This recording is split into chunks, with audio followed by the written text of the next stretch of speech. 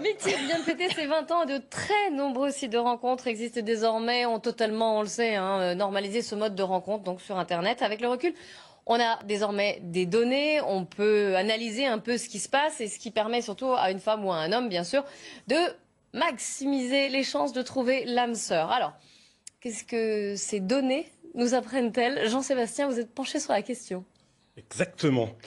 Donc vous le disiez, ça fait plus ou moins 20 ans que ce marché existe. Alors, il y a Mythique que tout le monde connaît, qui était le leader, qui est leader en France, qui avait été créé par un entrepreneur français, Marc Simoncini.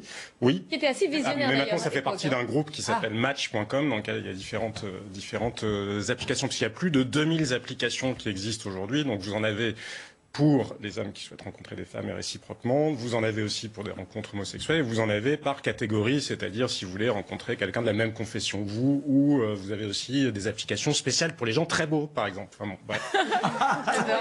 Tout existe, tout existe. Il y a une chercheuse française qui a travaillé dessus, et pour vous donner une idée de l'ampleur quand même, Mythique dit qu'il y a 8 millions de couples qui se sont créés grâce à sa seule application. Donc si on fait le total avec d'autres, on peut imaginer que ça fait quand même pas mal de Français maintenant qui sont concernés, et c'est 40% des 18-34 ans qui disent avoir déjà utilisé une au moins de ces applications. Il y a une chercheuse française qui s'appelle Marie Bergstrom, qui a travaillé justement sur les règles, ces nouvelles lois de l'amour en quelque sorte. Alors très rapidement, ces recherches, ça montre quoi? Vous avez raison de parler de nouvelles lois, parce que ça correspond bien à des codes. Oui. Oui, et donc il y a une privatisation de la rencontre. Avant, la rencontre se faisait plus par le biais de la famille ou d'un entourage, elle se faisait plus en public. Là, elle se fait maintenant en privé, donc ça a des conséquences. Il y a un nouvel âge de la vie qui est la jeunesse sexuelle, parce que dans la vraie vie, on sait bien qu'engager une relation sexuelle, c'est pas totalement anodin. Si ça se passe mal, ça peut être gênant au bureau ou avec les enfants de vos voisins. Donc là, ça permet que ça se passe à l'abri. Non, mais quelqu'un qui habiterait dans la rue et où tout le monde est D'accord, oui, merci de préciser, je comprenais pas. Non, mais c'est ce que je voulais dire. Donc, ça a développé ce nouvel âge-là. Et puis après, c'est vrai que, selon Marie Bergstrom, ça montre que les femmes doivent se conformer, en quelque sorte, à ce qui reste des codes culturels, qui soient dans la vraie vie ou qui soient donc sur les rencontres, à savoir que on est 20 ans après Sex and the City. Je ne sais pas si vous vous souvenez du personnage de Samantha, qui était la femme libérée. Ça, dans la vie, sur les sites de rencontres, il vaut mieux pas trop le montrer. Vous avez parfaitement le droit de l'être, évidemment, mais ça peut faire peur aux hommes. Et de la même manière, les hommes ne doivent pas se montrer trop insistants et respecter l'idée que, en théorie, les femmes recherchent moins des relations sexuelles qu'elles ne chercheraient l'amour. Mais surtout... C'est toujours vrai maintenant. C'est toujours vrai maintenant. Oui, oui. En tout cas, c'est ce que montre l'analyse de ces millions de relations au quotidien sur les sites de rencontres. Mais surtout, la vraie leçon, c'est l'hypergamie. Alors, expliquez-nous. Est-ce que vous connaissez l'hypergamie? Non. Vous connaissez la monogamie? Non, peut-être vous, Marc, vous connaissez... Ah, l'hypergamie, d'accord. On pratique l'hypergamie. Pour une femme de choisir un homme plus éduqué qu'elle. Non, c'est plus avoir... Exactement. Eugénie a raison, ça peut marcher dans les deux sens. C'est le fait de se choisir un conjoint, un partenaire d'une catégorie sociale plus élevée. Et ça, tout simplement, ce sont les milliers d'années de l'évolution humaine qui amènent à ça. Parce que les femmes, pendant très longtemps, elles devaient miser sur le partenaire qui leur paraissait le plus susceptible de garantir leur avenir et de garantir l'avenir de leurs enfants. Mais ça existe toujours beaucoup. Et ça se voit comment? Ça se voit sur différents critères. Déjà, ça se voit par le critère de la taille. Le critère de la taille, il y a une étude néerlandaise notamment qui a montré que les femmes préféraient, dans l'idéal, l'homme idéal pour elles, il mesure 21 cm de plus qu'elle. C'est précis, oui. Si vous compilez des tas de données, ça finit par faire... Quel séducteur, ce Jean-Bastien Ferjou. Qu'est-ce qu'on fait? Donc 21 cm de plus qu'elle, d'accord. Voilà, et c'est quasiment toutes les femmes d'ailleurs qui préfèrent des hommes plus grands. Pris dans l'autre sens, il y a 4% seulement des femmes qui disent a priori, ça ne veut pas dire que dans la vraie vie, elles ne le font pas après elles. C'est l'expression des préférences. Et encore une fois, c'est des données statistiques. Voilà, évidemment, les individus se comportent chacun comme ils le souhaitent. Donc il n'y a que 4% des femmes qui préfèrent les hommes plus petits. Et de manière générale, les hommes plus grands ont toujours plus de chances d'avoir des enfants, moins de risques de rester célibataires et plus de chances d'avoir plus d'enfants aussi. Donc on voit bien que ce critère existe toujours. Après, il y a le critère de la sécurité financière. Mais là, même chose, il y a une succession d'études faites aux États-Unis tout au long du XXe siècle et qui montrent que ça a assez peu évolué. Les femmes préfèrent toujours des hommes qui gagnent plus d'argent qu'elles. Et non seulement elles préfèrent des hommes qui gagnent plus d'argent qu'elles, mais les femmes, quand vous leur posez vraiment la question précisément, celui qu'elles préfèrent dans l'absolu, c'est celui qui gagne 70% en plus que tous les autres hommes. Alors pour les hommes, c'est vrai aussi, mais eux, ils se contenteraient de 40% en plus. Là encore, on ne parle pas de ce que les gens font dans la vraie vie, on parle de ce qu'ils disent, préférer. Il y a aussi une étude qui avait été faite à l'université d'Aberdeen qui montre que sur l'échelle de l'attractivité, mais ça devient le critère aussi de l'intelligence, parce que l'argent est une manière de mesurer l'intelligence. Sur le critère de l'attractivité, vous gagnez 2 points pour un homme si votre revenu est multiplié par 10. Il faut déjà y aller, Marc, je vous laisse envisager comment vous allez gagner 10 fois plus, mais ça vous permettra de gagner 2 points sur cette échelle-là. Là où on voit qu'il y a un peu un déséquilibre, c'est que pour que les femmes gagnent autant sur l'échelle de l'attractivité, il faudrait qu'elles gagnent 10 000 fois plus. Alors là, ça commence à devenir compliqué, à moins bien sûr qu'elles ne gagnent rien au départ, parce que c'est plus facile évidemment de multiplier dans ce sens-là. Globalement, donc, le statut socio-économique, ça demeure vraiment la clé. Après, il y a le dernier critère qui est celui du diplôme, parce que c'est aussi celui qui permet de mesurer l'avenir financier d'un individu et qui permet de mesurer, son intelligence et sa capacité à garantir un avenir pour les enfants. Il y a une étude de l'université de Gand, cette fois en Belgique, qui montre que sur Tinder, oui, j'ai des tas de chiffres, c'est pour ça que j'ai des fiches, parce que c'est difficile de tous les retenir. Je ne dois pas être assez haut sur l'échelle de l'intelligence et de la séduction.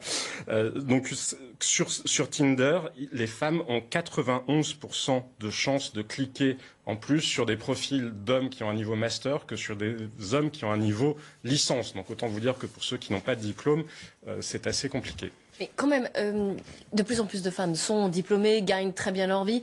Pour elles, comment ça se passe alors? Si je suis un peu vos données, justement, est-ce que vous venez de nous expliquer? Alors déjà, il y avait un dernier critère dont j'ai oublié de vous parler, il faut que je vous le donne quand même, c'était le critère mystère, exactement, parce qu'il y avait la taille, l'argent et les diplômes. Oui, le critère mystère, c'est que les femmes préfèrent les bad boys. Et donc quand vous cumulez le tout, le portrait robot, c'est qui? Je ne sais pas si c'est Marc, mais c'est celui qui est riche et qui... Déjà, j'ai pas ça. Alors, qui est un bad boy. Bah, ça ressemble étrangement à Christian Grey, d'où peut-être l'explication du succès phénoménal dans le monde entier de 50 nuances de gris.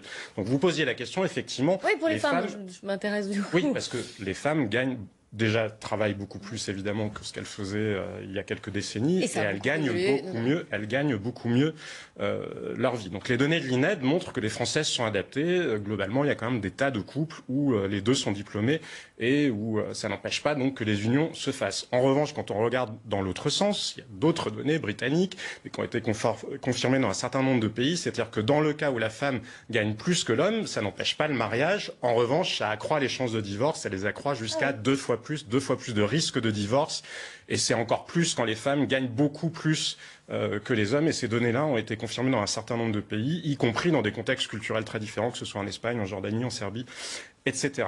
Donc les femmes gagnent plus, mais elles ont aussi plus de diplômes, parce que maintenant, le profil moyen de l'étudiant français, c'est une étudiante. Il y a 56,8% d'étudiants qui sont pas en réalité, mais qui sont des femmes en France. Et d'ailleurs, les femmes finissent plus leurs études supérieures. Il y a 47% des femmes qui vont au terme du parcours universitaire qu'elles avaient envisagé, contre 33% seulement des hommes en France. Donc en niveau licence, c'est 56,5% de femmes. En niveau master, c'est 60%. Et en doctorat, ça redescend un peu, c'est 50%. Donc les inégalités salariales, elles demeurent malgré tout. On le sait, elles demeurent à peu près à tous les niveaux. Mais quand on regarde chez les plus jeunes, ça tend quand même un peu à se réduire. Donc tout ça, qu'est-ce que ça finit par avoir comme conséquence? Ça finit par avoir une conséquence qui est que les femmes, tout simplement, si elles cherchent des hommes qui gagnent plus et plus diplômés qu'elles, il y en a un peu moins.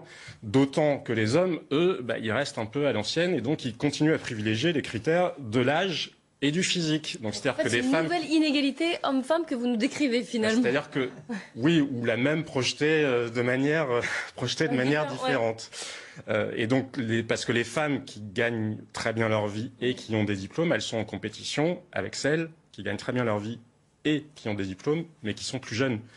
Donc forcément, ça veut dire que ça rend compliqué la recherche et le choix devient nettement moindre pour les femmes. Donc ça veut dire plus de femmes célibataires? Ça veut dire exactement plus de femmes célibataires. Il y a une étude de Morgan Stanley en 2019 qui a été faite sur le sujet en se projetant dans l'avenir, qui s'appelait The Rise of the She Economy, c'est-à-dire la montée de la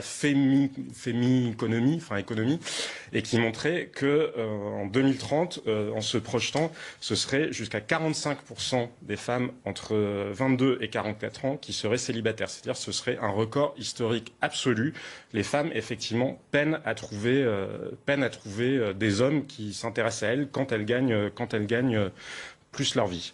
C'est aussi lié au QI, figurez-vous. Parce que quand une femme a plus de QI, eh ben ça réduit ses chances de trouver un mari, alors que... Mais c'est terrible. Mais oui, ça les réduit même pour 16 points de QI. Je sais pas pourquoi ils ont mesuré 16. niveau Enfin, des bon, bref, images ne que posez ça pas la véhicule, question. c'est C'est ça 4 universités britanniques qui avaient fait cette étude-là. 16 points de QI en plus, 40% de chances en moins de rencontrer l'âme sœur, alors que pour les hommes, c'est l'inverse. Si vous avez 16 points de QI en plus, eh ben, ça vous donne 35% de chances en plus de rencontrer une femme. Bien, alors justement, puisque les algorithmes et les données sont si puissantes que ça, il n'y a pas moyen de corriger un peu le tir de jouer un peu là-dessus, maintenant qu'on a toutes ces données et ces chiffres. Exactement. Ça va être effrayant d'ailleurs. Exactement. Mais les algorithmes, d'ailleurs, il y a plusieurs, je vous parlais de la chercheuse Marie Bergström, d'autres ont travaillé aussi sur les sites de rencontres et ils considèrent que les algorithmes, effectivement, amplifient en quelque sorte quelque chose qui se passait déjà dans la vraie vie, parce que ça entre en résonance avec le business model des sites de rencontres, parce que les sites de rencontres, ils veulent de l'efficacité. Forcément, si vous cliquez en permanence et qu'il se passe rien, parce qu'il faut savoir quand même que les femmes sont très exigeantes, c'est-à-dire que les hommes, vous leur proposez des profils de femmes, ils likent 60% des profils, ou ils aiment, disons, 60%, ce sont les données Tinder, des profils qu'on leur présente. Pour les femmes, vous savez combien c'est? Elles n'aiment que 4,5%. 4,5%. Alors forcément, elles sont toutes seules après, c'est évident. Des profils qu'on leur présente.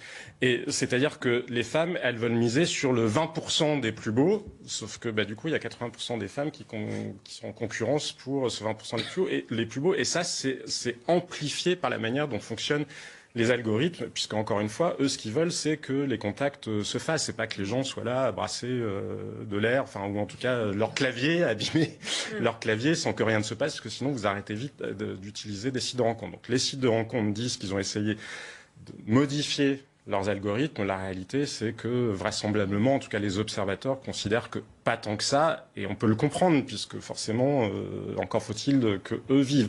Alors après, quel est l'œuf et quelle est la poule? Est-ce que ce sont nos préférences à nous, ou est-ce que ce sont les algorithmes qui les aggravent? De toute façon, le diable du collectif a souvent tendance à se nicher dans le détail de nos préférences individuelles. Mais pourquoi ça m'a paru intéressant? Ça m'a paru intéressant aussi parce que les discours de néo-féministes ont tendance à considérer que le genre n'existe pas, que tout est construction sociale, et construction sociale qu'on pourrait finalement reprendre en permanence au quotidien. Tous ces chiffres-là, en fait, ils ont aussi été ce sont des chiffres sur lesquels plutôt se sont penchés ce qu'on appelle les psychologues de l'évolution, et qui montrent comment nous sommes quand même l'objet de beaucoup de déterminismes. Ça ne veut pas dire que nous ne soyons objet que de déterminismes physiques, hormonaux, ou liés à l'évolution de l'espèce, parce que le critère premier était de survivre et de trouver un conjoint qui, si vous êtes un homme, allait vous faire une descendance, et si vous êtes une femme, allait garantir justement la descendance de vos enfants. Mais ces critères-là, ils sont encore très présents, parce qu'il y a plusieurs dizaines de milliers d'années de l'espèce humaine moderne, et la liberté que nous pouvons avoir dans nos comportements, elle est très récente. Il semblerait quand même que nos cerveaux évoluent moins rapidement. Ça ne veut pas dire qu'ils n'évoluent pas, mais qu'ils évoluent moins rapidement quand même que les discours qui nous disent que non, tout est construction sociale et il n'y a aucune préférence. Alors bien sûr qu'il y a des constructions sociales, et bien sûr, c'est ce que je vous montrais, que ça participe de ce système-là. Mais c'est très souvent lié, en réalité, aux lois de l'évolution et à la biologie. Des remarques autour de la table? C'est la guerre entre... remarques, mais j'allais dire notamment de la part des femmes, mais bon, c'est pas grave. Donc... Non, mais c'est la guerre entre l'instinct et l'intellect, si j'ai bien compris.